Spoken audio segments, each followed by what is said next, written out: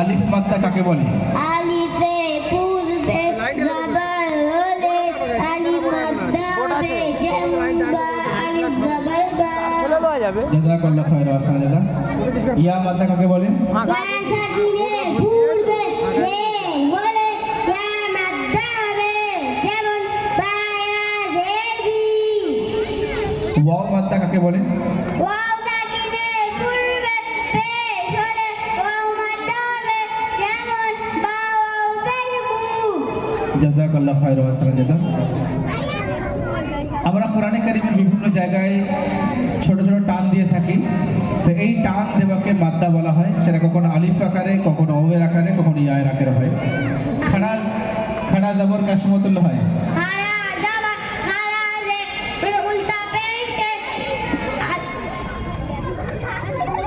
সর্বদা কালি পরিমাণ পেলে পড়তে হয়। জাযাকাল্লাহু খায়রা ওয়া আহসানা জাযা। সূরা নাস। সূরা নাস, বিসমিল্লাহির রহমানির রহিম।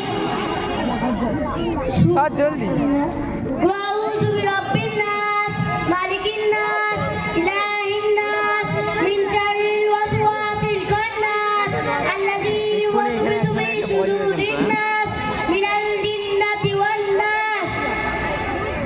সূরা নাস কোথায় অবতীর্ণ হয়েছে? সূরা নাস মক্কায় অবতীর্ণ হয়েছে। এরপরে বাচ্চাদের হাদিস শেখানো হয়। হাদিস নাম্বার 1। হাদিস নাম্বার ঈমান সম্পর্কিত আদ-দ্বীন ইউসরুন, অর্থ যে ইসলাম ধর্ম খুব সহজ। হাদিস নাম্বার 2। হাদিস নাম্বার 2 ইবাদত সম্পর্কিত মিফতাহুল জান্নাতিস সালাহ, অর্থ নামাজ বেরেস্তের চাবি। হাদিস নাম্বার 3। হাদিস নাম্বার 3 লেনদেন সম্পর্কিত ठीक है फाइव मिनट आना ही था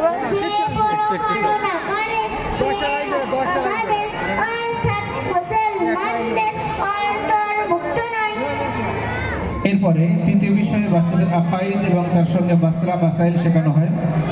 গোসলের ফরজ কয়টি? গোসলের ফরজ 3টি। নাম্বার 1 একবার ভালোভাবে কুল্লি করা। নাম্বার 2 একবার নাকে নরম হাড্ডি পর্যন্ত পানি পৌঁছানো। নাম্বার 3 একবার সমস্ত শরীরে এরূপ পানি প্রবাহিত করা যেন এক চুল পরিমাণ স্থান কোথাও শুকনো না থাকে।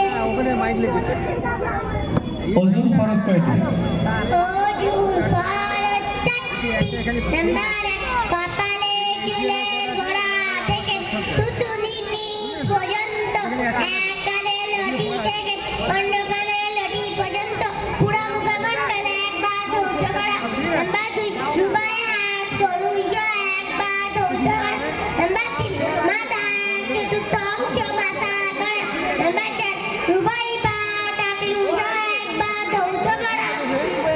আমাদের নবী সাল্লাল্লাহু আলাইহি ওয়াসাল্লাম কোথায় জন্মগ্রহণ করেন? আমাদের নবী সাল্লাল্লাহু আলাইহি সাল্লাম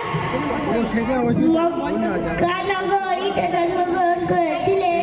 আমাদের নবী সাল্লাল্লাহু আলাইহি ওয়াসাল্লামকে আরবের লোকেরা কি বলে ডাকতো? আর নবী সাল্লাল্লাহু আলাইহি ওয়াসাল্লামকে আরবের লোকেরা সাদিক, সত্যবাদী, আল আমিন, আমানতদার বলে ডাকতো। হাদিস নাম্বার 2। হাদিস নাম্বার 2 ইবাদত সম্পর্কিত মিফতাহুল জান্নাতিস সালাহ, অর্থ নামাজ বেহেশতের চাবি। জাযাকাল্লাহু খায়রা ওয়া আহসানা জাযা। 41। আচ্ছা, এই পেজে বাৎসরিক পরীক্ষার ফলাফলে ফার্স্ট হয়েছে আরিজ